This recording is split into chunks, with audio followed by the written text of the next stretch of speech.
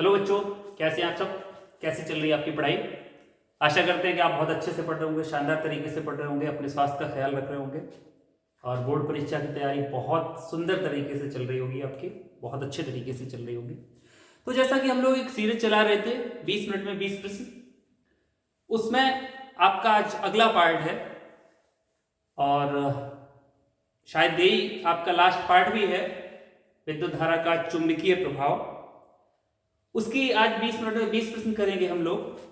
तो आपको ये वीडियो पूरा देखना है, सारे प्रश्नों को अच्छे से ध्यान देना है, हल करना है, समझना है और लास्ट तक 20 प्रश्न देखने हैं, क्योंकि जिससे आपके परीक्षा में अगर ये प्रश्न आएंगे तो आपको करने में कोई दिक्कत ना हो। मैं सीधा प्रश्नों की तरफ चलता हूं और देखता हूं कि पहला प्रश्न क्या है जो आपके बोर्ड पे लिखा हुआ है।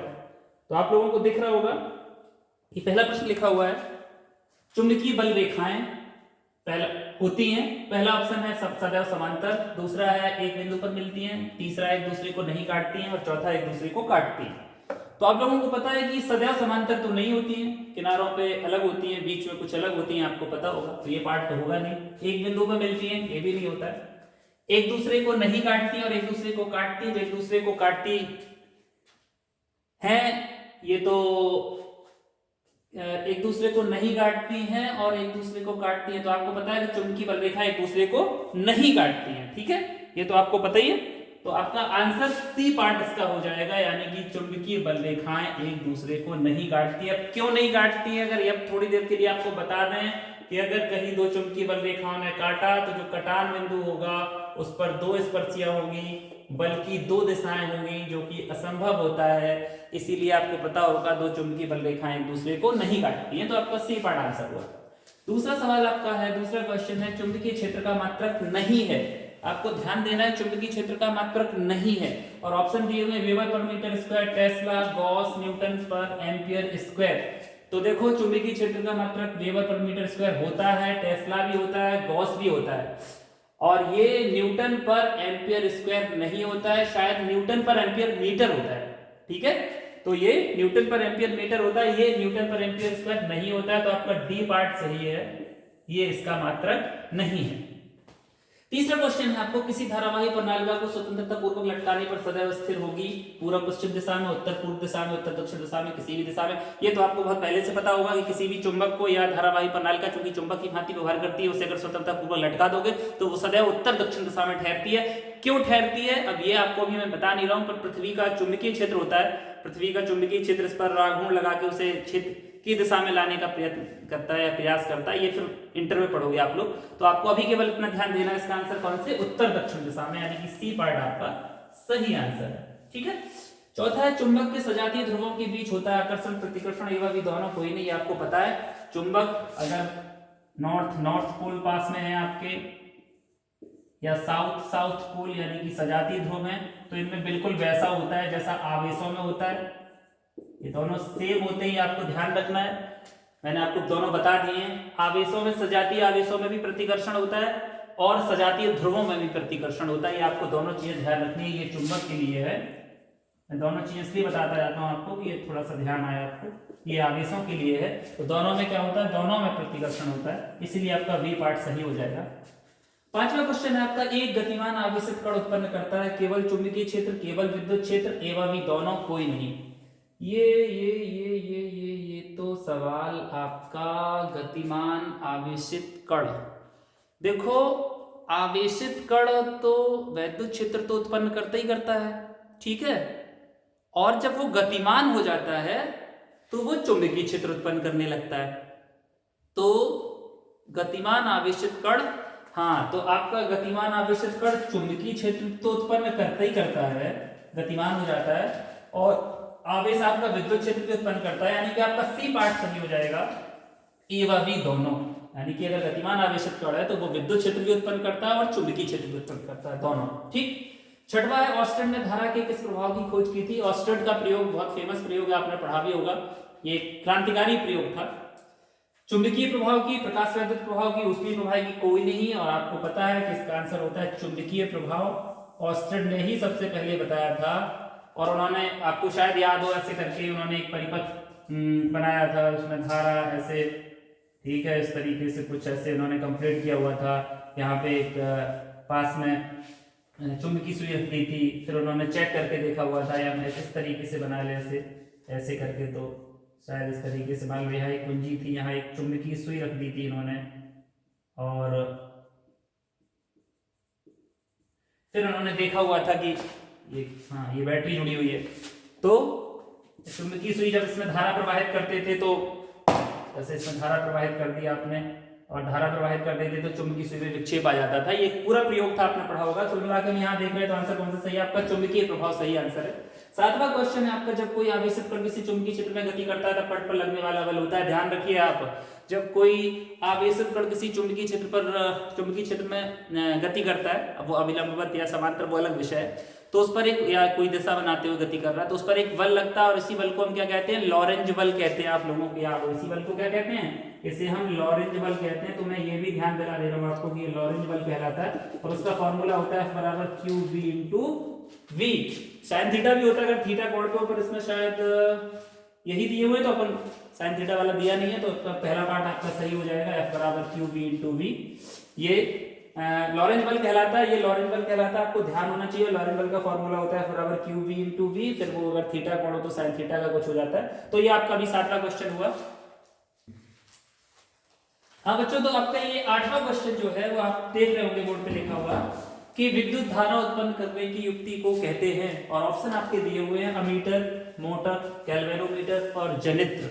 जनित्र मतलब डायनामो, आपने शायद पढ़े होंगे एसी डायनामो और डीसी डायनामो, तो इसमें तो बताने की कोई जरूरत ही नहीं है। अमीटर तो और गैल्वेनोमीटर ये तो उपकरण है आपके, ठीक है, ये इनका काम ही नहीं होता। मोटर और जनित्र में आपको दिक्कत हो सकती है, लेकिन मोटर क्या होती है? वो विद्युत ऊर्जा को, वो यांत्रिक ऊर्जा को विद्युत ऊर्जा बदल देती है, और ये जनित्र जो होता है वो आपको वो विद्युत यांत्रिक ऊर्जा को विद्युत ऊर्जा बदल देता है। तो जनित्र ये आपका सही है। और ये मोटर क्या करती है? मोटर उल्टा काम करती है, विद्युत ऊर्जा को यांत्रिक ऊर्जा बदल देती है। तो आपका डी पार्ट बिल्कुल सही है, यानी कि जनित्र डायनामो, ये इसका आंसर है। 9वां क्वेश्चन है, एक चुंबकीय क्षेत्र में क्षेत्र के लंबवत स्थित धारावाही चालक पर लगने वाले बल की दिशा होती है। एक चुंबकीय क्षेत्र में क्षेत्र के लंबवत स्थित धारावाही चालक पर लगने वाले बल की दिशा होती है।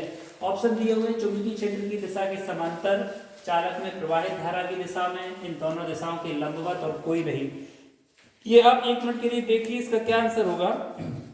एक चुंबकीय क्षेत्र में क्षेत्र के लंबवत धारावाही स्थित धारावाही चालक पर लगने वाले बल की दिशा होती। तो आपको ये याद होगा, वो आपने इस तरीके से 3 अभिलंबवत चीजें पढ़ी हुई थी फ्लेमिंग के बाएं दाएं हाथ के नियम में। तो आपको ध्यान होगा कि चुंबकीय क्षेत्र की दिशा के समांतर नहीं होता है, चालक में प्रवाहित धारा की दिशा में नहीं होता है, इन दोनों दिशाओं के लंबवत होता है बल की दिशा। इसका सी पार्ट आपका सही हो जाएगा। 10वां क्वेश्चन है, एक सीधे धारावाही चालक के चारों ओर उत्पन्न चुंबकीय क्षेत्र प्रदर्शित होगा। सरलरेखीय, त्रिभुजाकार, चतुर्भुजाकार, वृत्ताकार। आपको ध्यान होगा ऐसे आप एक धारावाही तार लेते थे सीधा और उसके चारों ओर इस तरीके से चुंबकीय क्षेत्र उत्पन्न होते हैं, या आप ऐसा ले लो तो इसके चारों ओर इस तरीके से चुंबकीय क्षेत्र उत्पन्न होते हैं। तो ये कौन सा होते हैं? वृत्ताकार रूप में होते हैं। तो इसका डी पार्ट आंसर हो जाएगा, वृत्ताकार सही पार्ट, सही आंसर इसका डी। ठीक है। 11वां है आपका, अन्योन प्रेरण की घटना घटित होती है एक कुंडली में, परस्पर 2 कुंडली में, एवं भी दोनों और कोई नहीं। अन्योन प्रेरण में आपको थोड़ा सा बता दूं, जब पास पास रखी 2 कुंडलियों में से किसी एक कुंडली में धारा के मान में परिवर्तन किया जाता है तो पास वाली कुंडली में भी एक प्रेरित विद्युत वाहक बल या प्रेरित धारा उत्पन्न हो जाती है। इस घटना को अन्योन प्रेरण कहते हैं। आपको याद होगा शायद, जैसे क्या कहते हैं कि इस तरीके से एक कुंडली ये है और ऐसे एक कुंडली ये है, मान लीजिए ये कुंडली ये है, ये कुंडली भी ऐसे करके पूरा बनाया नहीं हमने। तो अन्योन प्रेरण की घटना तब होती थी जब एक कुंडली में धारा के मान परिवर्तन करो तो इसमें उत्पन्न हो जाता था। यानी कि क्या होता है, परस्पर 2 कुंडली में ये घटना घटती है, और जो एक कुंडली में ही होता है उसको अगर आपको याद हो, मैं यहाँ लिख दूं शायद दिख रहा हो, उसे स्वप्रेरण कहते हैं। ठीक है, जो एक ही कुंडली में होता है उसे स्वप्रेरण कहते हैं, और जो परस्पर 2 कुंडलियों में होता है उसे हम अन्योन प्रेरण कहते हैं। ठीक। 12वां सवाल आपका 3.2 गुणा 10 की घात 19 कूलम का आवेश 10 की घात 6 मीटर प्रति सेकंड के वेग से 3 वेबर पर मीटर स्क्वायर तीव्रता वाले चुंबकीय क्षेत्र में 60 अंश के कोण पर प्रवेश करता है, अब इस पर लगने वाला बल होगा।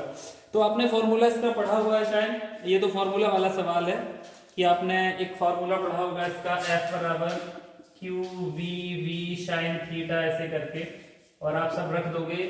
क्यू दिया हुआ है 3.2 गुणा 10 की घात 19, v दिया हुआ है 10 की घात 6, और v दिया हुआ है आपका 3, और sine Q V V sine 60 का वैल्यू 1/2 √3/2, ठीक है। हाँ, √3/60 है तो √3/2 होता है। इसे जब आप सॉल्व करोगे कुछ तो आपको थोड़ा सा देखना पड़ेगा। ये हो जाएगा आपका 3 दूनी 6, 3 त्रिका 9, 9.6 और ये हो जाएगा आपका गुणा 10, 1.732 होता है √3 का मान, 732, ठीक है, बटे 2 हो जाएगा और ये हो जाएगा आपका 10 की घात -13। इसे आप गुणा करोगे करीब तो आपका, मैं एक मिनट गुणा करके देख लेता हूँ।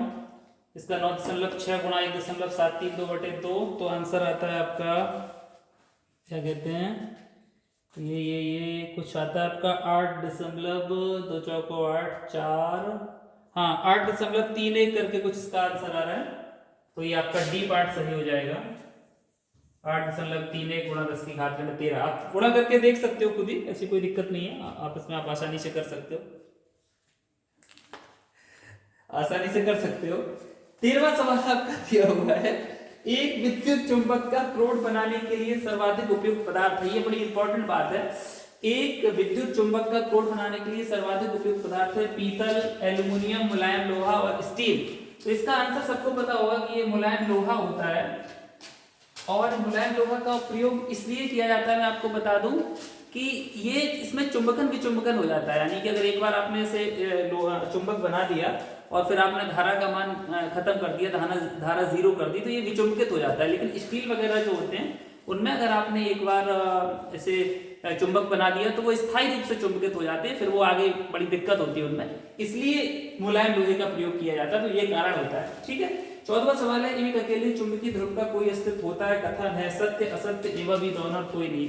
ये शायद आपको याद होगा कि कोई अगर इस तरीके से चुंबक है और आपने इस चुंबक को काट दिया, कहीं तोड़ दिया बीच से, मान लो, मैं थोड़ी बड़ी बना लेता हूँ 1 मिनट ऐसे करके, बस समझाने के लिए मैं आपको बताऊं। जैसे ये कोई चुंबक थी और आपने ये इसके नॉर्थ पोल था, ये साउथ पोल था, और इस चुंबक को आपने तोड़ दिया बीच से, ऐसे करके काट दिया मान लो, ठीक है।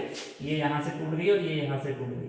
तो ये अकेले जो ध्रुव हैं इनका कोई अस्तित्व नहीं होता है, ये अकेले ध्रुव नहीं रहते, बल्कि ये करते क्या है, नॉर्थ के पास साउथ बन जाएगा और ये आप चाहे जितने टुकड़ों में तोड़ दो चुंबक को, हर टुकड़ा एक नए चुंबक की भांति व्यवहार करता है और उसमें 2 ध्रुव होते हैं। तो उसमें आपको पूछा गया एक अकेले चुंबकीय ध्रुव का कोई अस्तित्व होता है, कथन है सत्य असत्य एवं भी दोनों। तो ये असत्य कथन है, इसका एक अकेले चुंबकीय ध्रुव का कोई अस्तित्व होता है तो ये असत्य हुआ क्योंकि ये नहीं होता है, ठीक है।